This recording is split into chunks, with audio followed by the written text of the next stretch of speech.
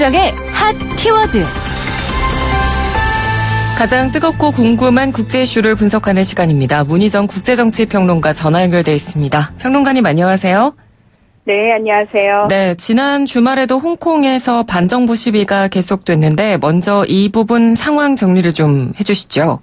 네, 홍콩 시민들은 캐리람 행정장관의 송환법 완전 철회로는 부족하며 그동안 요구해왔던 나머지 4개 사항인 행정장관 직선제와 경찰 폭력에 대한 독립조사위원회 구성, 시위대에 대한 폭도 규정 철회, 시위대의 조건 없는 석방 등이 이루어질 때까지 시위를 멈추지 않겠다고 발표했는데요.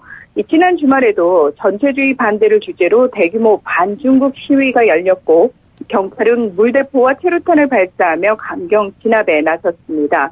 이번에도 홍콩 시민들은 미국, 영국을 포함해 대한민국 국기까지 10개가 넘는 외국 국기를 들고 나와 홍콩의 자유를 달라, 홍콩을 지지해달라고 외치며 도심을 행진했고요.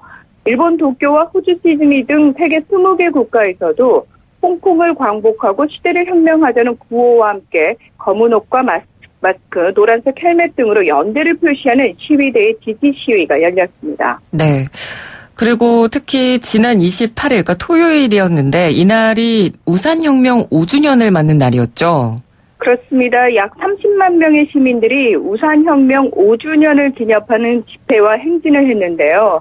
중국을 독일 나치에 비유한 스파이나치 포스터를 붙이고 시진핑과 마오쩌둥의 사진을 밟고 지나가는 등 중국에 대한 반감을 강하게 드러냈고 경찰은 역시나 최루탄과 물대포를 동원해 강제 진압에 나섰습니다.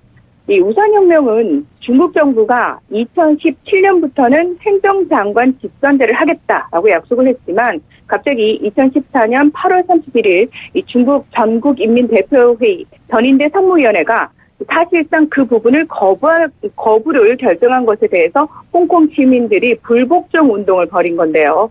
2014년 9월 26일 시위가 시작되면서 대규모 체포가 이루어지고 28일부터 경찰이 최루탄을 쏘며 강경 진압을 시작하자 우산이 등장하면서 실질적인 혁명의 서막이 오르게 됐습니다.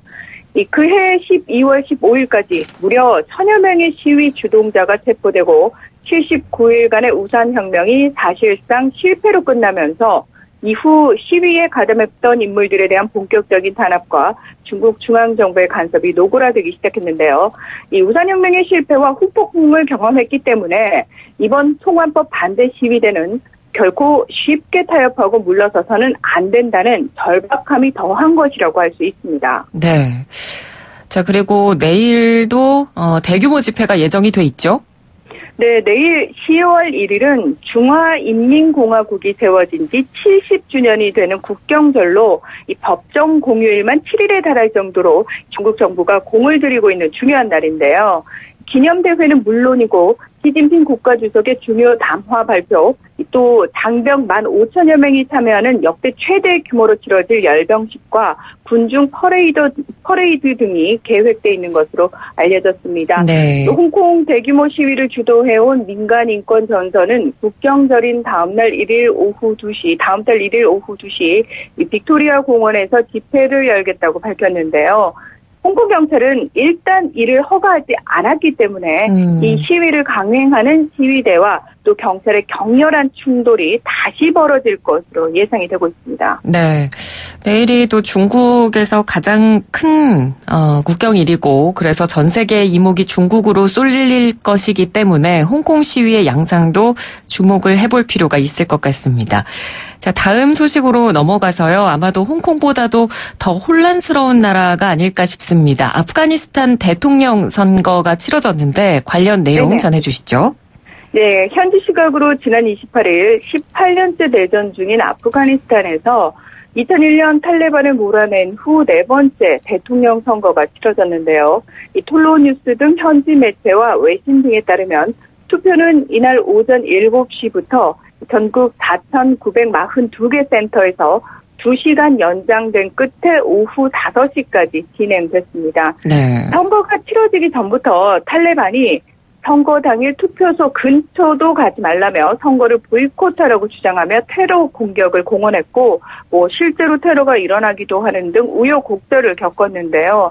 게다가 3,400여만 명의 국민 가운데 약 967만 명이 유권자로 등록했지만 실제 투표자는 약 200만 명, 투표율은 20% 정도로 낮을 것이라는 얘기가 흘러나오고 있는 상황입니다.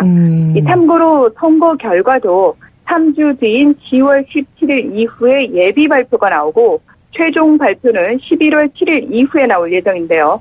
만약 51%를 득표한 후보자가 없을 경우 1, 2위 후보자를 놓고 11월 23일 결선 투표가 치러지게 됩니다. 네. 근데 지금 이 관련 기사들이 나오는 걸 살펴보면 선거 자체를 진행시키는 게 신기할 정도로 정말 위험한 상황들이 많이 보여지던데요.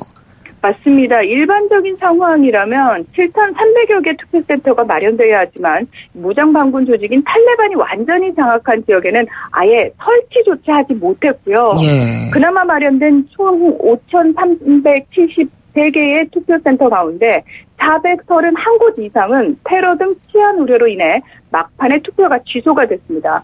그리고 선거가 시작된 후에도 이 901개 센터가 중앙선거관리위원회와 연락이 두절돼서 실제 투표는 4,041개 투표센터에서 이루어졌습니다. 네. 이 아프간 정부는 유권자의 안전을 위해서 치안병력 7만 2천 명을 각 투표소에 배치를 했고 경찰, 군인, 정보국 요원 등이 투표센터 주위에 3단계 보안 시스템을 구축했으며 2만에서 3만 명의 예비 병력도 대기한 채로 투표가 진행됐는데요.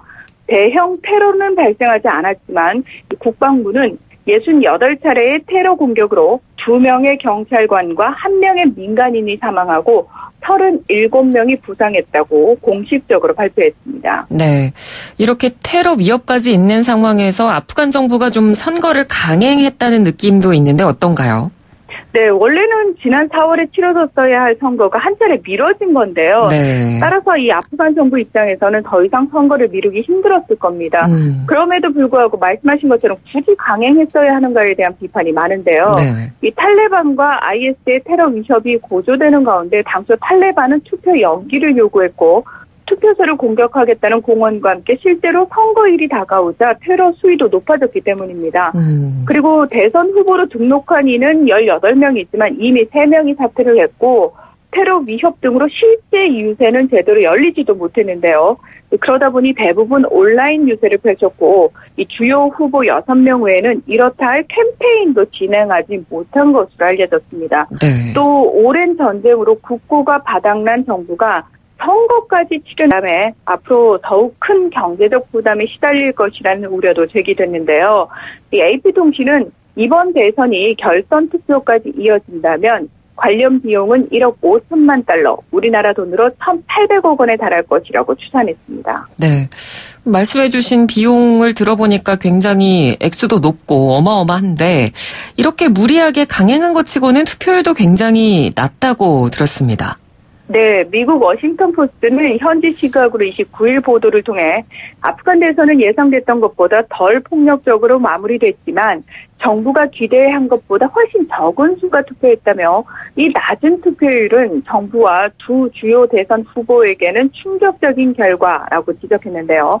앞서 말씀드렸던 것처럼 다른 후보들이 제대로 된 유세조차 하지 못한 상황에서 결국 기존의 인지도와 대중성을 가진 아슈라프 가니 현 대통령과 또 현재 총리 역할을 하고 있는 압둘라 최고 행정관의 양강 대결로 압축된 상황이었습니다.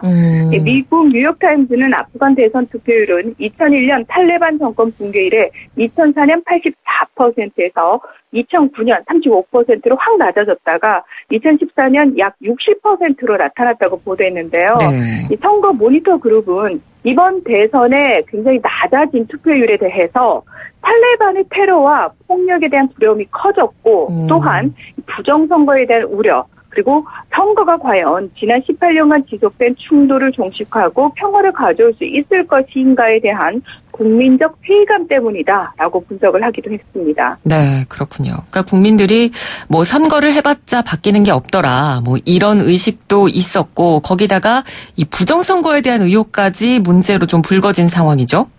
맞습니다. 국민들이 이런 의혹을 제기하는 이유는 지난 2014년 선거가 투명하지 못했기 때문인데요. 네. 당시 1차 투표에서 45%의 득표로 승리했지만 결선 투표에서 55%를 득표한 가니 후보에게 역전당한 압둘라는 선거 결과에 불복했고 투표 결과가 제대로 나오는 데만 수개월이 걸렸습니다.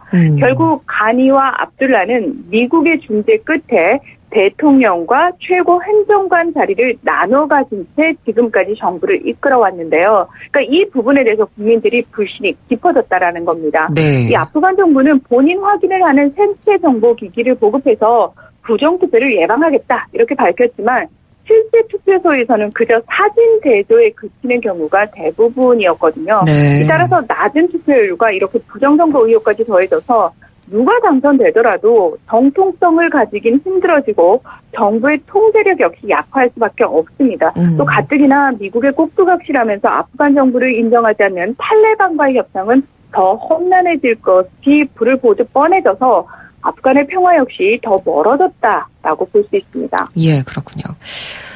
그러면 이 미국과 탈레반 사이에 진행되어 오던 평화 협상은 어떻게 돼가고 있습니까?